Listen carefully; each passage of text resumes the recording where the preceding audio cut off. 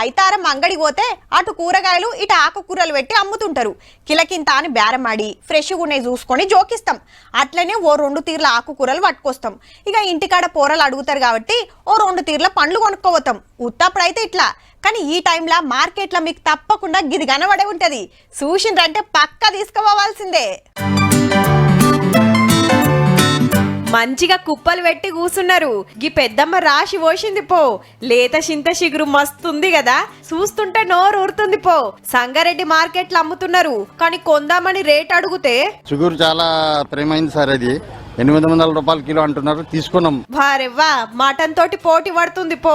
చింత చిగురు అంటే అట్లుంటది. మరి ఎప్పుడు పడితే అప్పుడు దొరికేది కాదు. చింత చిగురు సంవత్సరానికి ఒక్కటేసారి వస్తుంది, ఒక 15-20 రోజులు వస్తుంది. ఇది ఎక్కి తెంపాలంటే చాలా కష్టం. అది కొనాకు పోయి తెంపకరావాలి. ఏడాదికి ఒక్కపారే. అది సుతా ఏప్రిల్ మే నెలలనే వస్తది. బావులు శెల్కలు అడవుల పొంట పోయి షెట్లెక్కి తెంపకరావాలి. అంత అలకటి పని కాదు. షెట్టెక్కి తెంపుడు అందరితోని కాదు. గందుకే మార్కెట్ల మాల్ తక్కువ వస్తుండే వరకు రేటు పిరమైంది. హగో అమ్మమ్మతోని కూసోని బుడ్డ కుప్పలు పెడుతుంది షెల్లెమ్మ.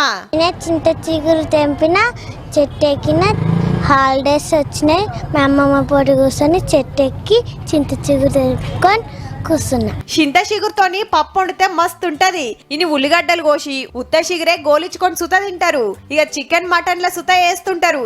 ఎట్లొండినా ఓ ముద్ద ఎక్కువ తినాల్సిందే. మళ్ళా పెయ్యికి మంచిది. గందుకే పిరమైన పబ్లిక్ కాయిష్ చేస్తున్నారు. కిలో అర్ధ కిలో కొనలేరు కాబట్టి షెటాకు 100 గ్రామ్ లెక్క కుప్పలు పట్టుకోబోతున్నారు. ఎవరు తీసుకున్నది ఆరోగ్యానికి మంచిది. ఇప్పుడు మార్కెట్ లో ఉంటే 30 రూపాయలకు 50 గ్రామ్స్ అనేది అమ్ముతున్నారు. చిన్న వయసులో ఉన్నప్పుడు ఊర్లలో చెట్లకు తీసుకొచ్చి ఉచితంగానే దీన్ని తీసుకొచ్చి ఇంట్లో తినేవాళ్ళం. కానీ ఇప్పుడు మారిన పరిస్థితుల రీత్యా కొనుక్కొని తినాల్సిన పరిస్థితి వస్తుంది. పట్నంలో సుతా బండ్ల మీద తిరుక్కుంటా అమ్ముతున్నారు. ఊర్లలో అంటే అట్లా చెట్ల కాడికి పోతే దొరుకుతుంది గాని ఈడనైతే కొనుక్కోవాల్సిందే. ఇప్పుడు తప్పిందంటే మళ్ళా దొరకదు కాబట్టి అంగట్ల కనబడితే తెచ్చుకోర్రి మరి.